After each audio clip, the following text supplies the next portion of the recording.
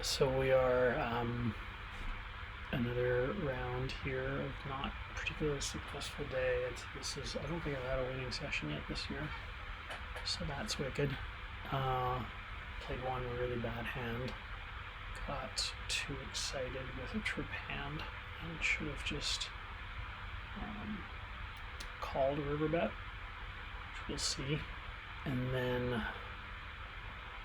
I don't know whether I played everything else that poorly. I just kept running into it. Like, you lost a stack aces versus kings, or kings versus aces. I put some river bets in with thin value and get raised out of it. A bunch of check raises on the flop. See whether they were smart bets to have put in.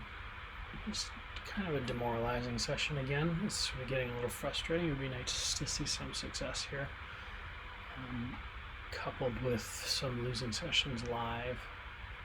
I've sort of lost a couple weeks straight. It's been difficult. So yeah, these losing streaks can get very hairy for the poker player.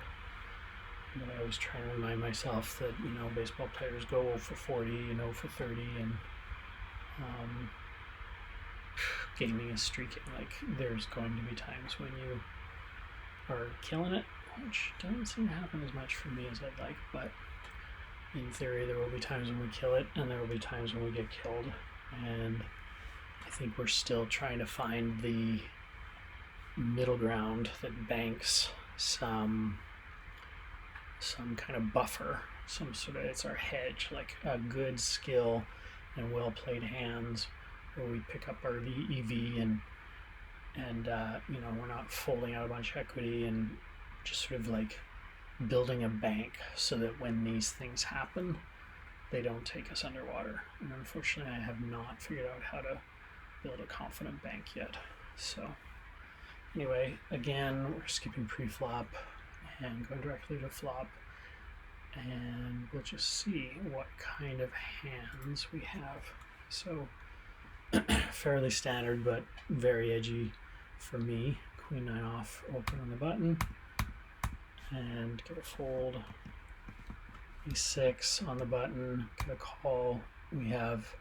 This is the one where I put some thin value in the river, but we'll see it here. So usually these smaller ace X hands, I'm going to check back the aces on, or the top pair on, and I'm not giving our opponent credit at all for aces, kings, or ace king. Maybe ace 5. Some people might call an ace 5 in the big blind. Those are all hands I'd raise. 5s, I'd probably raise the button. So I really think we're pretty far ahead of pretty well everything they have. But we do need to protect a checking range at some point as well. And some of these smaller ace X hands I will. And maybe if the king was a spade, maybe then we could put up some more money in case we're running into a bigger ace. So we check, 2 comes, which I read as a blank. They bet, we call.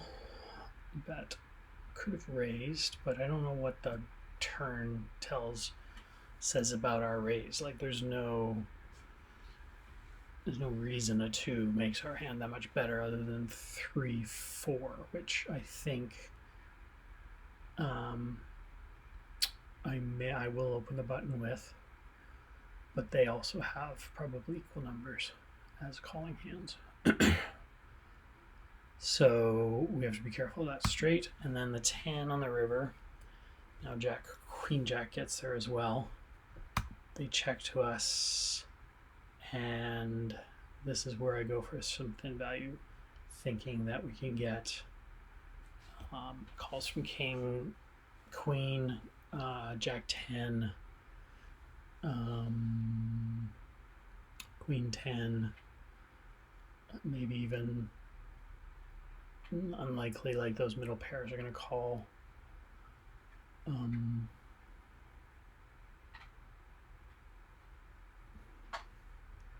I suppose bigger aces might fold as well, so this could be useful in that way, sort of a hybrid bet. And a middle ace probably would bet the turn. but we end up getting raised. No, we don't. We get a fold. So, sorry, misremembered the hand. So we get a fold out.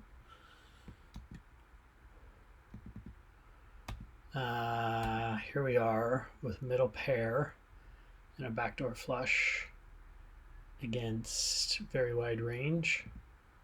We bet. They raise pretty significantly. I don't see kings, queens, or jacks calling.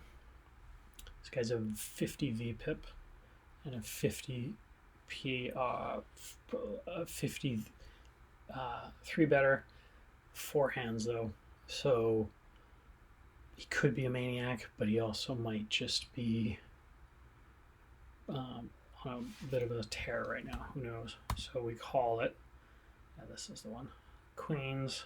So we got trip queens, but a pretty nasty looking board. They down bet, and of course we're not going anywhere. We call, and then I think a blank 7. No draws come in, and it's offsuit. So we're safe against all flush draws, and we get a half pot bet here. So what's the best play? We want to get value. Pot is 70. Our stack is 70. Their stack is 60. If we min raise and they shove, we're calling. If we shove, do we get calls from king X's and jack X's?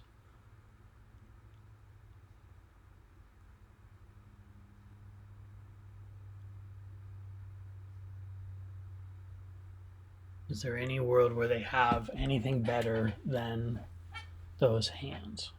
They could have a queen as well, and we might be better than them.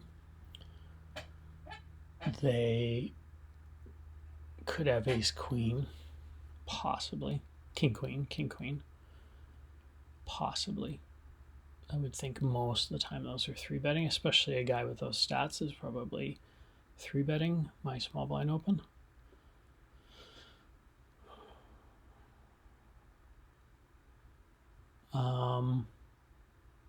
Or do we just call and play it safe? So I went for the shove route because I thought I can have lots of missed flushes for sure. So I have lots of bluffs here, and I certainly have lots of value. I have king queen, I have queens, I have kings, I have jacks, I have ace 10. I have all the value that they. Am I reading that right? Let's see. Let's look at this hand again. Yeah, no, they 3-bet us. So we actually we're re-evaluating here quickly. So they have all the value. They have kings, they have queens, they have jacks, they have king queen. We have less of that stuff because we just called. So here's the mistaken decision here is I should have 4-bet or folded. Or I can't, there's no folding, I guess. We're small blind versus big blind against a very aggressive player. Fucking nasty spot. We probably should 4-bet with a bluffy hand, and then if they 5-bet, we can fold. That's probably the right action. I don't think calling here was smart. We're out of position. And yeah, this is what got us into trouble. So bad hand. Let's make note of that. 4-bet flop. 4-2, 5-bet. Strength and range. Don't call OOP. All right, and then our river. We forgot that we not. This is the problem. Is I'm not usually a cold caller out of position, so I actually, in my mind, lost track of the fact that I had weakened my range. PFR and stronger range. also gave no credit to any strong value blender. Okay, so they showed up with ace 10 when we shoved Duke. So that was nice. I mean, they had us all the way. That kind of thing. This is the day. Was the queen turn, right? Like I artificially think I've gotten stronger, but I've actually, they've only gotten stronger with now a flush draw and the nut flop and then flopping the nut straight. Like, it just was one of those days where we just ran into it big time and then compounded our problems by misplaying the hand. So that was not, like, that set the tone for the session. Let's just put it that way. So we 3-bet, they call top 2 on a nasty mono board, so small bet. They call 4 to the flush. We got nothing good, and even a straight came in. A 4-liner to the straight too. Like, again, you start so well. Everything seems so positive before you get out of bed, but then you show up on the river and like nasty bullshit like this comes. So I don't know. Like, basically, I think all we call with are smaller flushes and hope that, but he's betting, or is bluffing, but he's only got half pot bet, and that's a ton of value in there. So I just gave her up.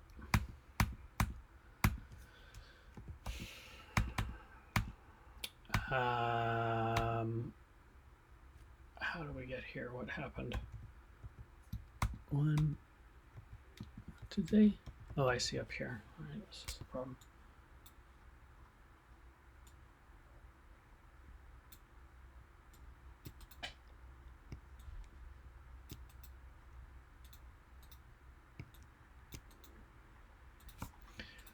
So they open.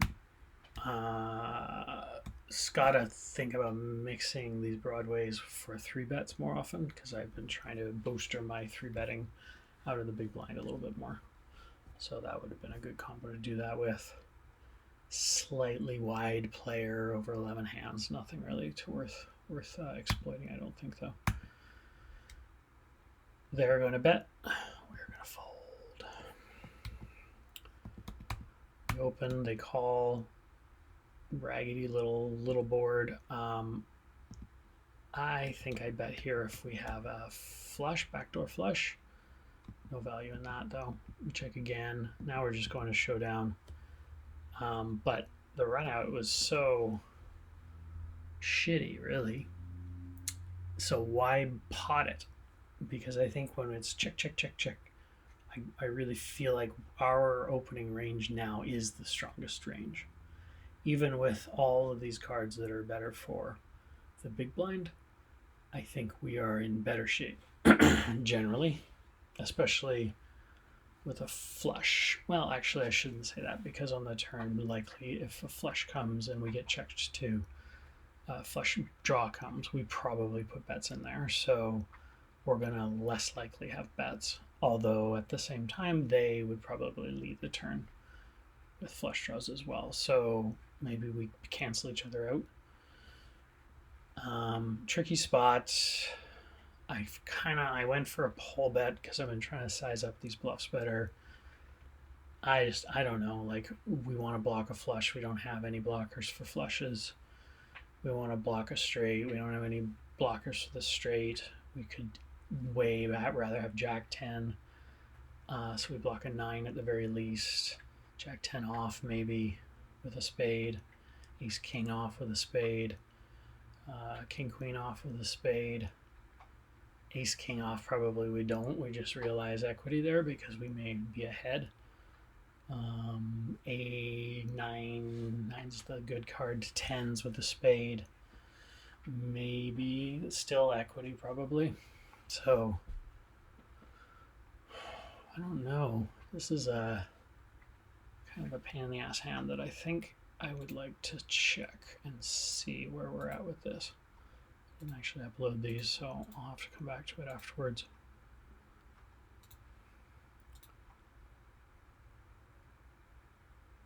I'll come back, I'll do a hand, and then we'll come back and look at this one. Ace jack, we open, they get re-popped, and then I think here again, I'm trying to bring a little bit more aggression into my play. I could easily have a 4-bet. I don't know how much we love having ace jack, even if it's suited, but we are in position. Maybe small blind versus big blind, open ace jack, get 3-bet, then probably there we could 4-bet, or we should 4-bet or fold. I don't think we ever fold on the button with ace jack suited, but probably could do with a 3-bet or a 4-bet to some frequency. It's just a total whiff board. Nothing in our favor. There's nothing to do. There's no backdoors. We block ace king only, so we just fold. And let's see where we're at with this. So another kind of not. Oh, that's okay. So notice like the last session, it was like 16 EV. Oh no, that session's not in here. Never mind.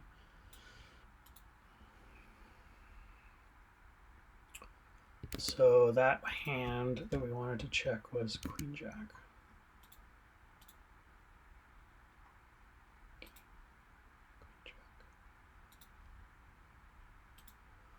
So it's this one. We raise, we check, we check. Oh, well, there you go. So it is the hand to play, even if we're not blocking the spades, because we check. We certainly have lots of EV and bluffing. In fact, we have no EV and checking behind. So Jimmy T gets a thumbs up there. It's interesting though that would be the case, I guess, because all our ranges are so wide. Turn, river, check, and then here. Yeah, queen jack, all the queen jacks. There's a lot of bluffs actually. There. Yeah, queen jacks are our worst hands, so they're absolutely bluffing. Size isn't bad. We could overbet. That's another thing I need to really get more overbets into my game. But I did pot it, right?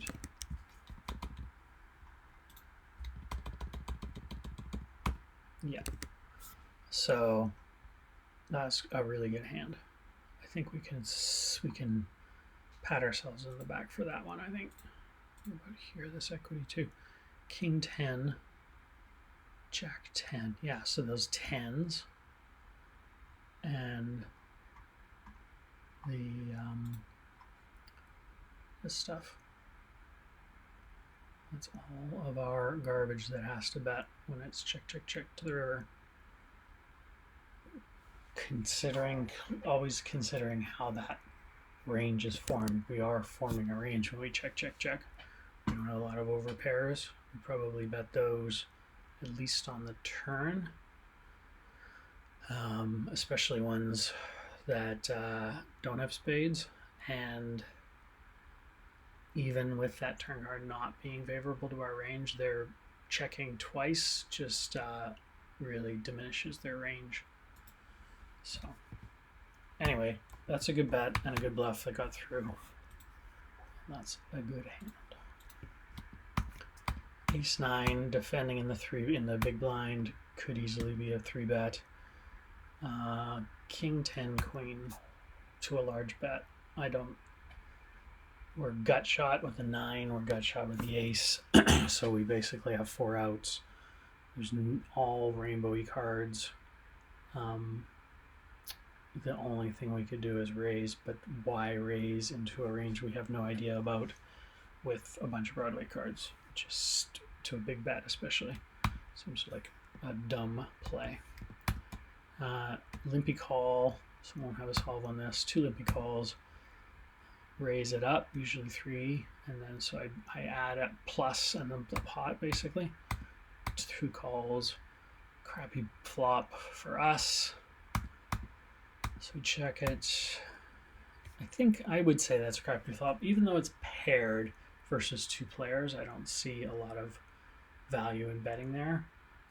All we block is queen jack, and we have value, and there's no hands that are better than ours that are going to fold, and likely not many aces less than ours.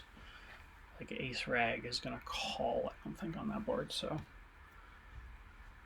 king, I guess queen tens will call, but those are worse. So there's no. Oh yeah, they're not worse. They're better. They're worse on calling. So we're getting value from them, but there's just such thin value, especially into 2 players.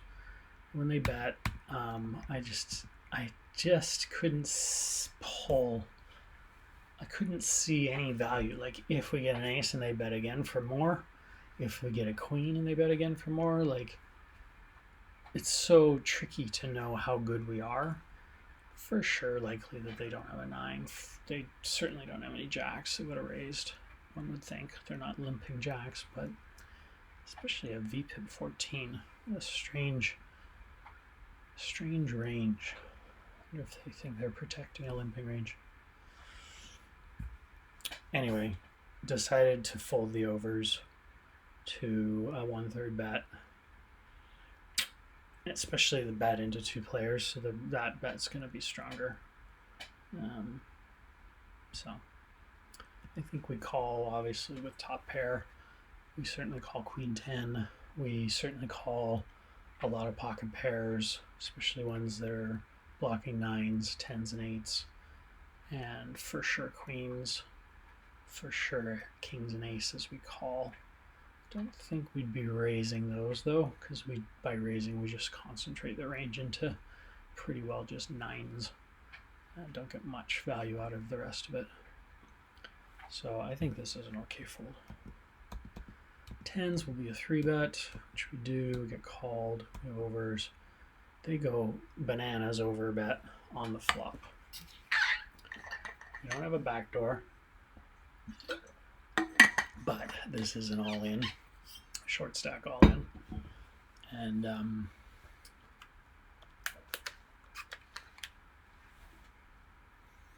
it's like 150, I guess.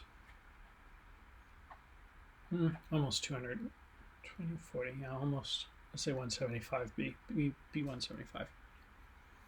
39%.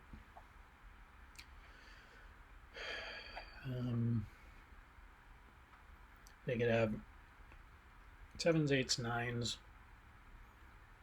They can have possibly jacks. Unlikely queens. Very unlikely kings and aces. They could have ace king all day. They have lots of flush draws. They certainly could have 6s or 5s or 6-5. We pretty well, I think, have to defend with an overpair.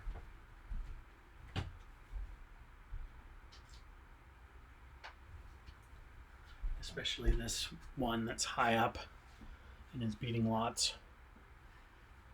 And I think we would prefer to have a diamond. I think if this were just a bet with another 60 behind, maybe we at that point start thinking about, we probably have to call anyways still, but that diamond becomes much more of a factor when there's more to win or lose.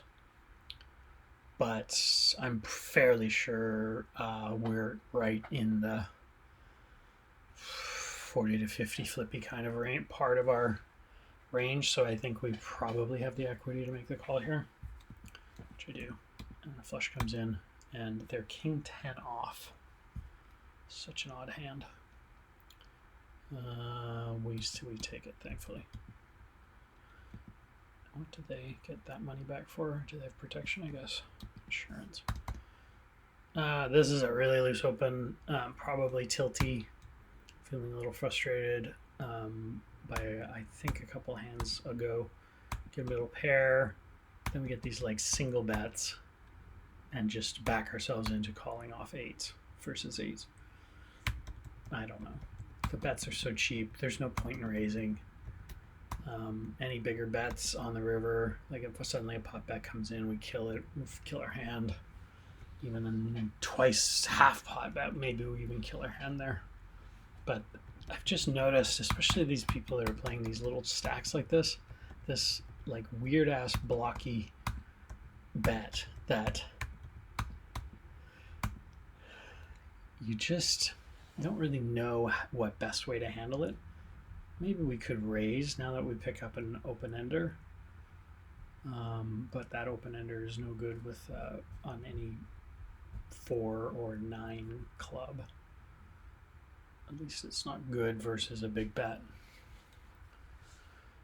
So I think it's just fine to call off. The price is basically free. We're checking it down. If he was checking to me instead of 1 big blind bet, would I have played it differently? Because how are they different? They're kind of basically the same thing. There's just this forestalling action to create impetus for me not to do any crazy moves. But if they check to me 8-7-2, I think I probably would put in like a I put in about a 2/3 bet. So by him doing this on this particular hand, we save money. But if we're doing it with over pairs and we're doing it with club flush draws and we're doing it with our more polar portions of our range, we're actually losing value. But since we're in the middle mergy portion, I think we're okay to have check back. Yeah, so I think that's kind of the answer, is that in the polls we would have put a much bigger bet in, but here, since we're in the middle of our range, we're just checking anyways. So calling a bet of 1 or checking back is essentially the same thing considering the odds laid.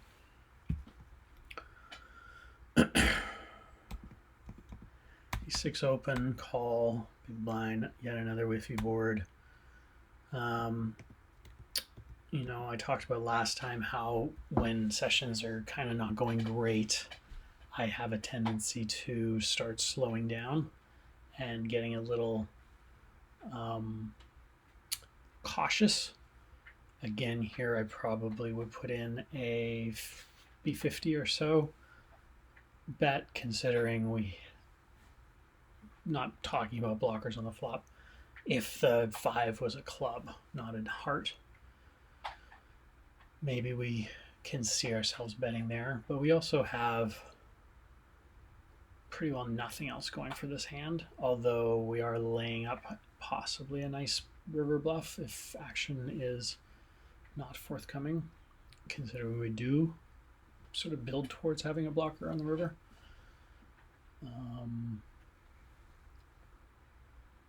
But again, I'm trying to get my c-bet up, and this session actually my c-betting was a little better at 50. So, and considering I do have those bigger bets in my c-bets, I think that's sort of the zone I want to be playing in. So not c-betting here is totally fine. And change the 5 from a heart to a club and c-betting, I think, is totally fine too. Then just nothing. Like, there's no point in calling even a 1 big blind bet. What good do we have? We hope for an ace. We essentially have 3 outs, one of which are dirty, and even though we're getting 14%, if an ace does come down and we get hit with a bigger bet, I don't know, maybe these 1 big blind bets should just be auto calls or treated as checks and just called and just paid off.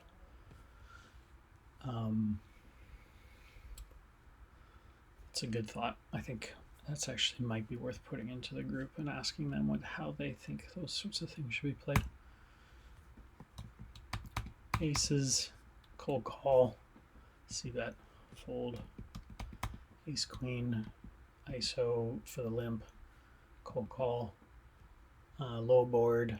Now raggedy, no draws, no flush draws, so less of their range is going to be able to call. And even though we probably have the better hand right now, there's lots of equity we can deny by putting a bet in here. And I think a relatively large bet of say 7 or 8 big blinds is going to do good things overall. But the bigger bet will concentrate into their fives, whatever fives they may have. So I do 7.5, and they call it. So now we have to consider that their range is very strong. We get to see a river, which is a king, and then when they go half pot, there's just no point, I think, in bluff catching that, especially because the king is so strong for our range that unless they're dummy, they should likely know that. And that is I think, a bet designed to get value from ace king or king queen or king 10 or whatever.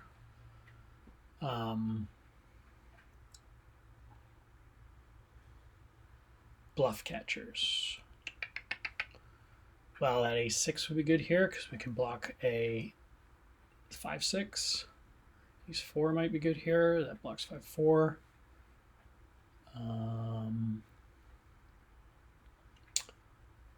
Is there any value in raising? No, not to that size bet.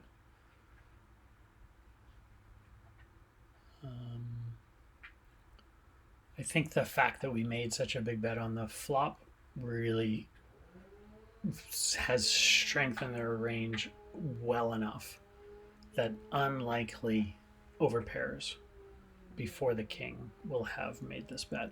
They could also very easily have king queen as well. So, or ace king. Some of these people will call off ace king. More likely king queen or king jack or something. So I think we let it go. I think we let it go. And we could also bluff catch with queens, jacks, tens. Even having a pair there is going to be better, and we have those other combos to use. So I think this is a fine fold. King queen off, cold call, yet again another shitty little low board flop. I don't know what I did. Yeah, I did bet it. I bet it a greater size. Anytime I have these broadways, I sort of like put them in they're the analogs to my kings and my queens. King queen was an analog to kings and queens, and both of those hands have lots of denial value against ace x hands. So I think putting in the bet here is fine. It's a little connected and very strong for the big blind. We likely could see a raise, which we don't, but they call it, so condenses around those cards exactly. Sixes, 6-5, 6-7, 5-7, 5-3, 4-5, 4-2, like all kinds of shit in the lower end. And now I don't think we need to be betting again. We don't block anything, any value whatsoever.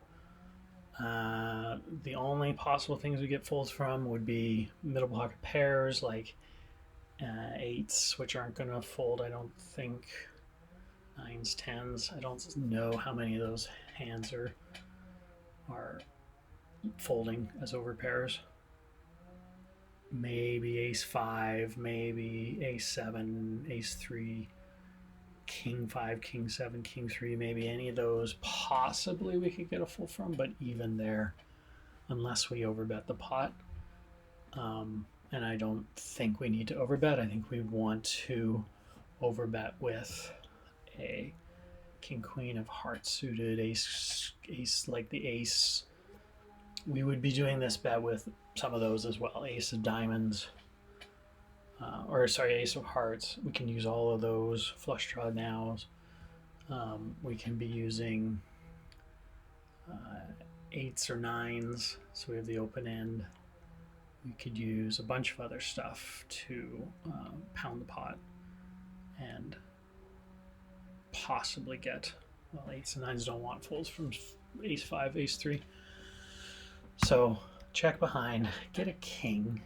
So this was another thing that was happening in this session, is the card that I need to call with comes, or the card that I need to bet with comes, and now I pot it because we've had 2 checks in a row. Even though they concentrated down, we are thinking about those hands, the 8s, 9s, 10s, jacks, like not likely, but the middle pocket pairs. We're thinking about the ace 5s, the ace 6s. Those hands potentially would possibly call a bluff catch on a scared card river. But no, they raise. So they slow played something. Who knows what? Would love to know, because I'm not calling. I don't think there's any point in calling. Is there any point in calling? We got tons of value. The pots for this king queen is like near the bottom of our value range. I don't think really I'm putting a pot size bet in on king 10 with king 10 or king 9.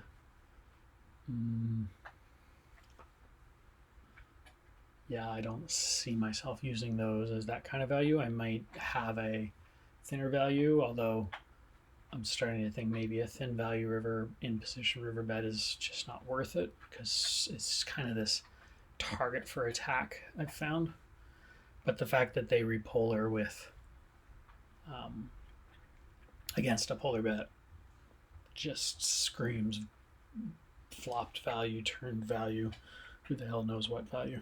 So it's just to let it go, a bitch and complain, fold, but wishing I could know, and also no stats on the guy. So jacks are a raise, a re-raise. We're in position, could 5-bet, 4-bet, raise, 3-bet, 4-bet, but mostly calling with the top of this, sort of the top of a calling range. Ace, queen, queens, kings, aces. Those are going to end up being the big ones for 4-betting. So we call, we get second pair and a small bet. No place in the world where this needs to be raised into kings and aces.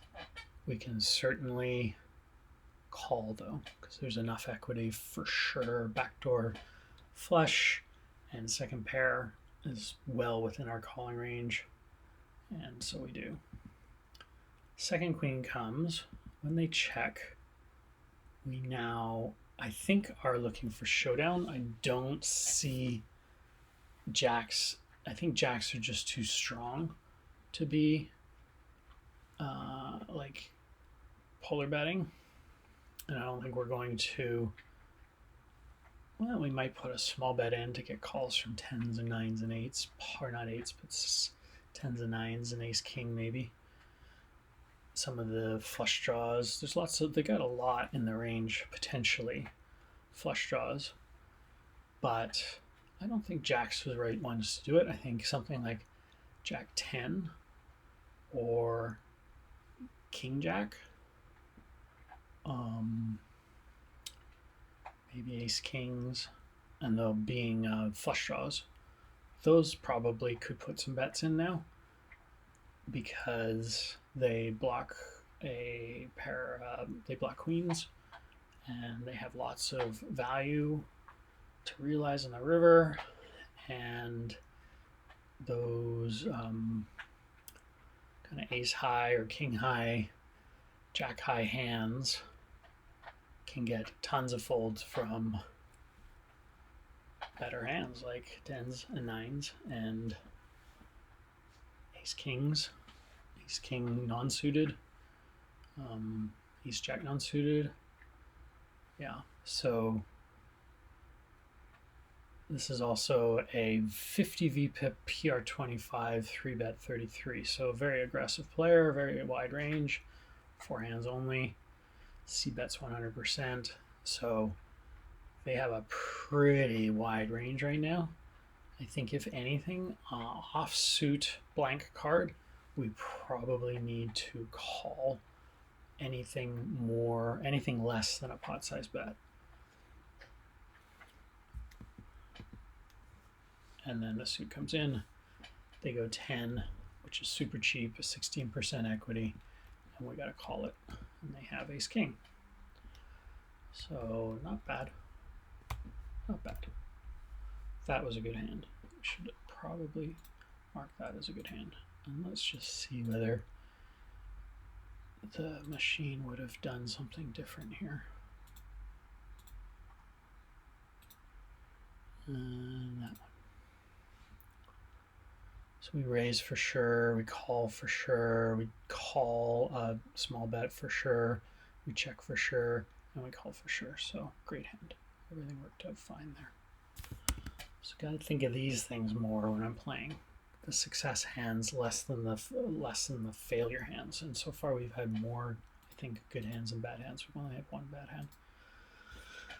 So pay attention to that a little bit more. Feel a little bit more positive there. Eights, pure bet. King Jack, probably even size it up a little bit more. Rather have a heart in our eights, but then when we get called now and the middle pairs, we gotta let it go. If there's any bets, but there isn't, so now let's just realize ace queen. A good hand. Defending a little tiny little hand and getting a pair on that and getting a fold from lots of hands that we want denial from, tons of over cards and other stuff like that. And then again in the blinds, ace 8 ace. I think I sort of thought about it for a little bit. God, this particular hand is trash Rama. There's nothing going for it. Which usually we're not betting from because we want to bet from semi-trash hands on the flop and turn. This hand, I decided to go for it. Don't really know why. There's nothing in this guy's stats that tell me that he's a bad player. Super solid stats, 20-20-10. Although C-bets are a little high. So, yeah, I don't know. This is probably not the best hand to bet here. When we get called, we're going to let it go. And then on the river,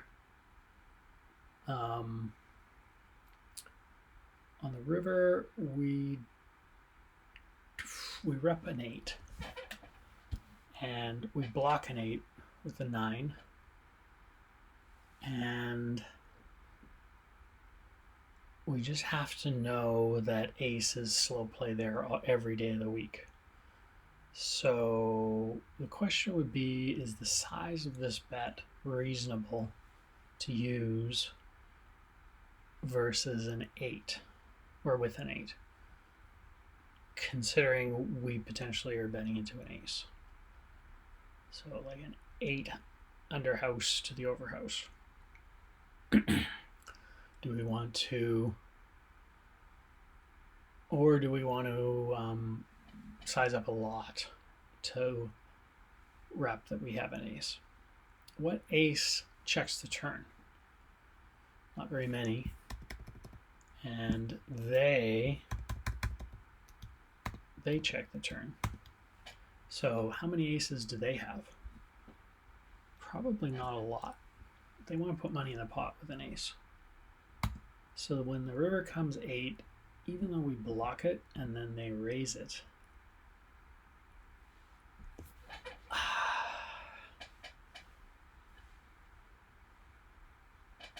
the question there would be, is that an attack on a semi-polar bet on the river out of position versus a value bet, a value raise? And 5, they calls, 9, 10. It's actually not that big of a bet. It's kind of a mergy bet. So to me, that says they do have an 8. because the 8 will call. And then the counter now would be, do we re-raise significantly? And will an 8 fold? And I think the fact that we didn't bet the turn probably says no. How many aces are in our range that we don't continue betting heads up like this in the blinds?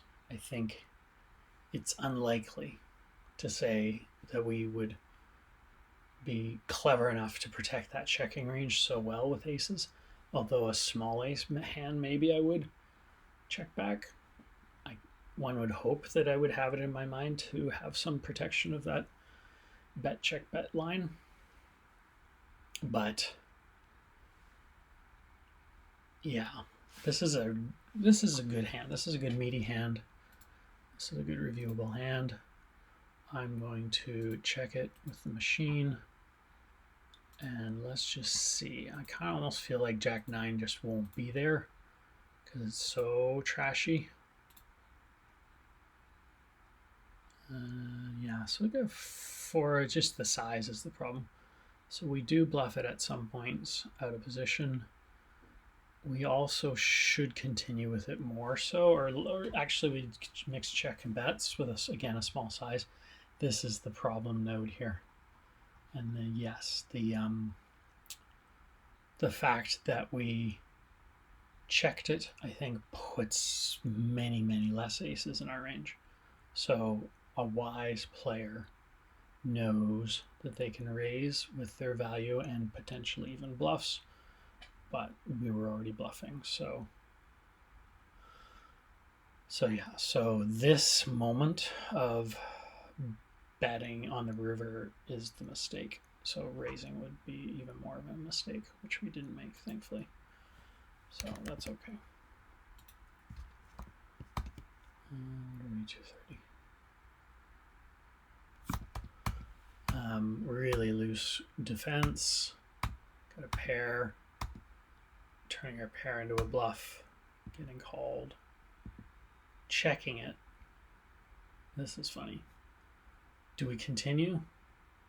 Let's tell the story. We have jacks on the river with basically a straight. We could say we could bet what straight call. Well, actually, yes, straights we bet. A different game.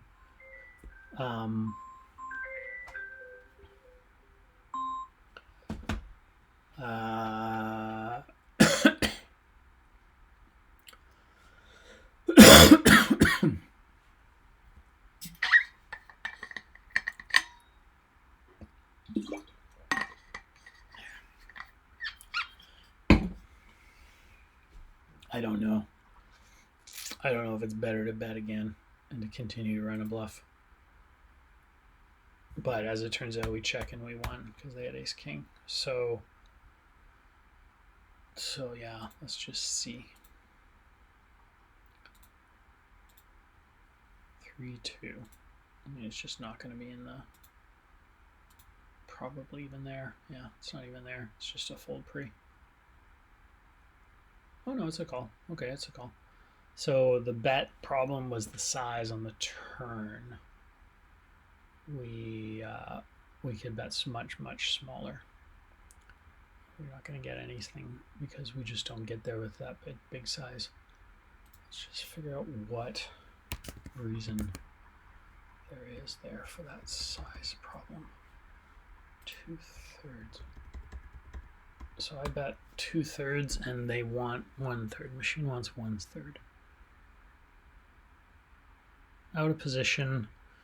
Polar betting out of position is not a thing as much. So that's part of the problem. We want a 1/3 bet as a bluff that can get raised, that when we do have the value, we can either call the raise or re-raise. So treat these out of position bluffs a little bit more like what we would do with the value, which is just trying to get a little bit more. If we do have a jack, and they are very tight range as well, right? Because they're early position. So they can withstand, I guess. What would be the answer there? We are wanting to bet small because we can get raised when we have value, but when we have that value, is it a mixture maybe? This combo is not part of the solution, but possibly. Jacks are, yeah. Right, 3-2, I see. So it is a mix. So there are mostly big bets and some small bets. And what we have is actually more value than we give credit, which is why we won the hand. So this hand is not much different from these hands. 10s, 9s, 8s, 7s, 6s. Well, 8, 7, 6s. All these 4s, 5s, 3s, 2s, all these little mini hands actually have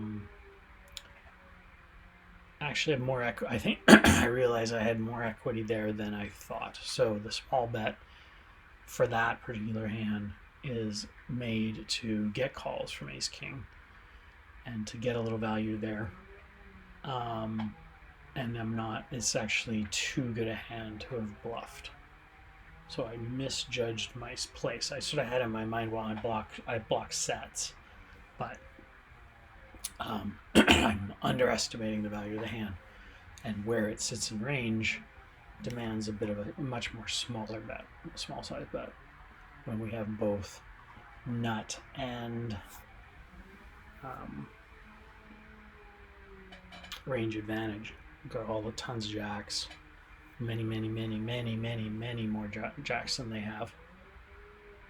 And let's look at the ranges. Well, actually, nut advantage isn't that much higher. We have a slight nut advantage, but mostly a range advantage. Just a ton of range advantage. No, they have a range advantage. What am I talking about? So this is interesting, right? So we have a tiny slight amount of nut advantage in here, and we're pretty well sharing it. We're like maybe a tiny bit ahead.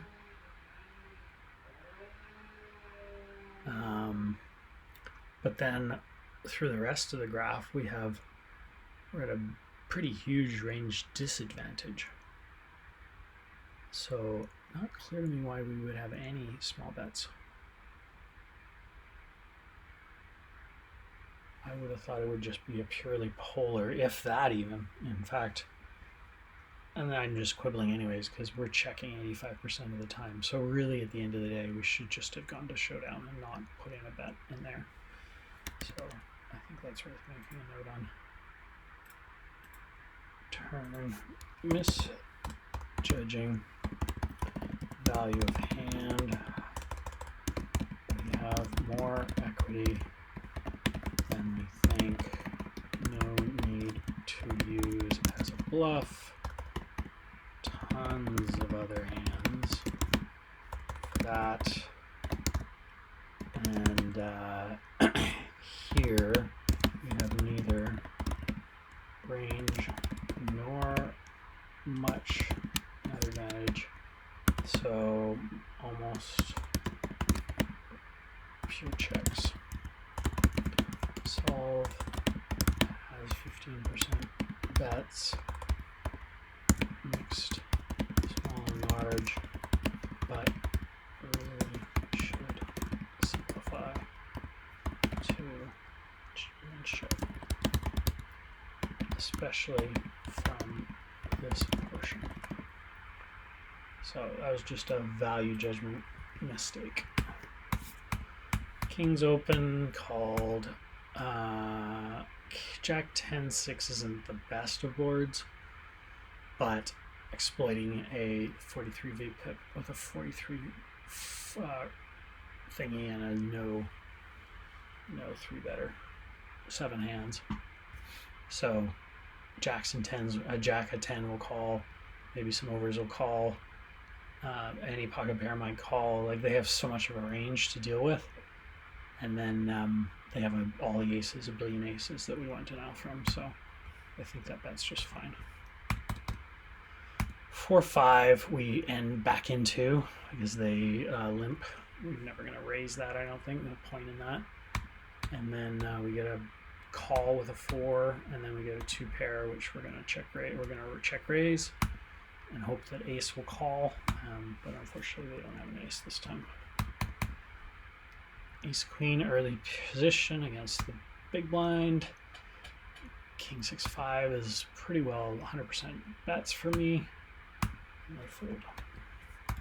The last couple of hands here, 7's open, and then we get squeezed by big blind, and we have position, and the squeeze is not too bad, right? Like, they're making a mistake I've been making, which is too small. Go to 15 or 16 big blinds, not 10. So I'm getting actually not a bad price.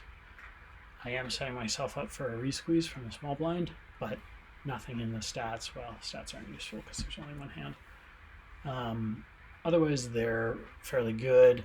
Notice their 3 bets are 0, so this will be the first one we've seen in 61 hands, so they're probably very, very strong. But because the price is so good, we're not deep. They only got 91 blinds, but I think we can see a flop at the very least. That doesn't hurt. They fold and we miss it, and their overpair wins.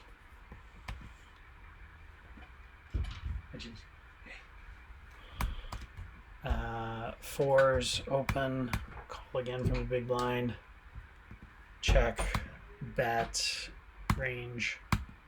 Now we're just showdown bound, and we showdown versus ace queen. Kings get re-raised, but such a shitty little re-raise. Then we get to squeeze, then we get to re-squeeze, then we get to pound it, and they like, what the fuck, they called and then they jam.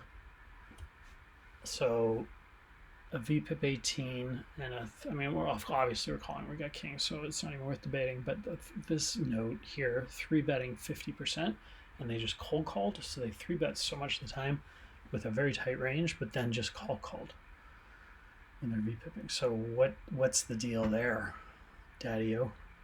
Do they have aces, or do they have aces? Do they have ace king? Do they have ace queen?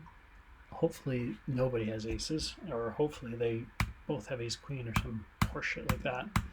And it turns out they had 4s. So I've seen that move, actually. I saw that move at the table on Saturday where a very aggressive player cold called a open, and then I 3-bet squeezed. Oh no, actually somebody else 3-bet squeezed, and I 4-bet them, and then that initial open folded, and the call caller suddenly jammed, and the guy who 3-bet folded, and I had ace queen off. So I was in my bluffs, but that's fine. But I guarantee you he had something like that. Like, I called it in the game. I'm like, you had 6s or 7s or something. It's exactly that hand. They just don't want to see a flop, but they want to get a lot of dead money, and they hope that I am with overcards and not a pair, big pair. So 4-4, ace ace, king king. So the aces get a 300 big blind stack, and I think to myself, why couldn't I get that? And get more pissed off about the game. We raise EP, early position, open, and then they re-raise. Oh no, they call. So ace king, overcards, medium pocket pairs maybe. And then the king comes and they bet it, and we gonna call once, especially with the back door. Doesn't come. They check again. They check. So here, this is another spot where I think I messed up. I got optimistic, and I don't know exactly what I was going for. I guess I got confused. Like, you open and then call, and a king comes down. You bet it, as you should, and then you get called. So I have some kings, and I have hands like this, and I have flush draws, and then they check turn, and then I didn't know what I should do here. I probably should just have checked again. The 5 do nothing for anybody other than duplicating or counterfeiting some 2 pairs, which I don't think there are really any. King 8 maybe, but I wouldn't 3-bet King 8 out of the small blind. So I don't know. I just don't know how wise this play was, because then they jammed. So let's just have a look. I think it's probably a bad play.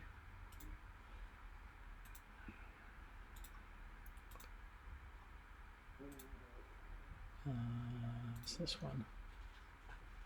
Yes, we're fine. We call. Turn, we check. Really, we just want to check that river. We got tiny sliver, but it's probably a solver noise. The EV it's enough. It's like 0.2, 0.1.5, 1.5 or something. So yeah, there is some EV in that line of betting a small amount. And of the bets, that's the best of the 3 that are there. But we are now putting ourselves in a SPR pickle. Especially with the 3 betting and stuff. So 16, 168. Yeah, they're just a little bit more than that than pot. We're under pot. So crummy, great odds, but just don't see any point in pitching off another stack to slow played kings or ace king. Unlikely slow played kings. They probably would have 4-bet pre. Maybe not. Some people don't. They get scared, especially a 3-better with 0 3-bets over 21 hands. So kind of a passive player. Ace king, kings, but would ace king jam? Aces might jam. Aces would probably not call pre. Again, these sorts of things make me wonder, like, when you set yourself up to get shoved on, and you get shoved, and you have, your odds are really nice, 28%, almost 3 to 1, 2.5 to 1. Like, best not to put the bet in. Let's just say that. Let's just say that there was a river indecision. So river mistake of confusion. Why they didn't bet turn.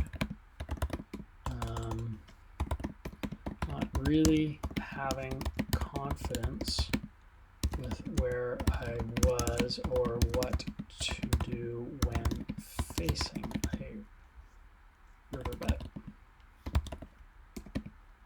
So put in a blocker to try and get calls from 10-10, 9-9, etc.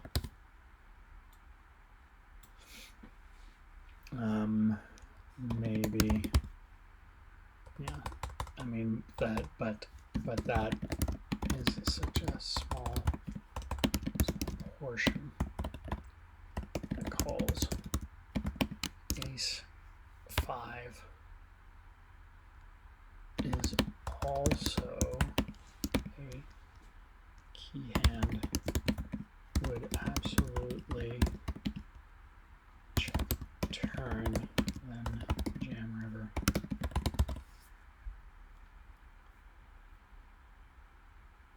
probably the hand that they have. They would open that, especially a VPIP 19. They would more likely call out being a slightly more passive player. They would call a turn bet, small turn bet, especially if there's ace-5 of clubs.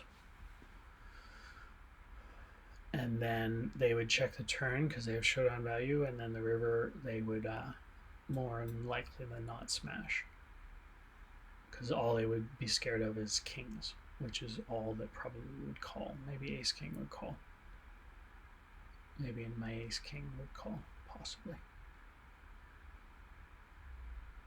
Against that price, probably I would.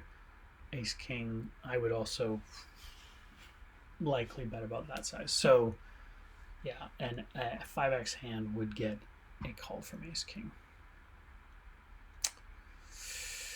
So yeah, anyway, I think the moral of the story is just don't bet and see what they do. Don't be so scared of checking. Don't have to block all the time. A paired 5 does not really necessitate a block, even though we would also have ace-5.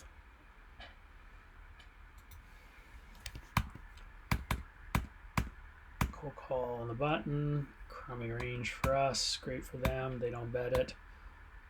I think we're showdown bound until we get the king, and then we bet and they fold. 4s, cold call from the small blind.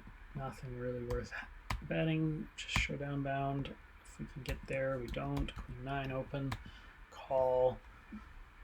Not a great board for our range, but pretty good board for our hand as a bluff, which I don't actually take until we get a 9 on the river and they make a straight.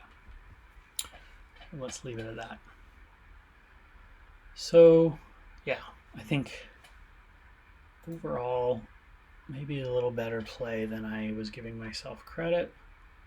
What do we get to here? Queen 9. Queen 9, Queen 9. 4 is Queen 9, yeah. So we just had these. Nothing in there was that interesting, I don't think.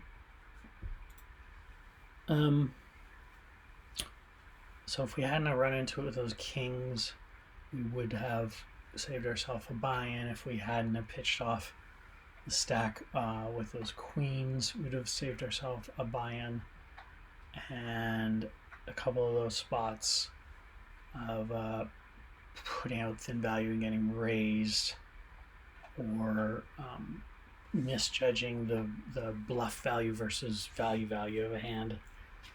Kind of was, I guess, the story of the day. So not as bad a session as it felt when I wrapped, but still need to start booking some wins. Not loving these online sessions and constantly coming away down. And yeah, that's it for now. Thanks.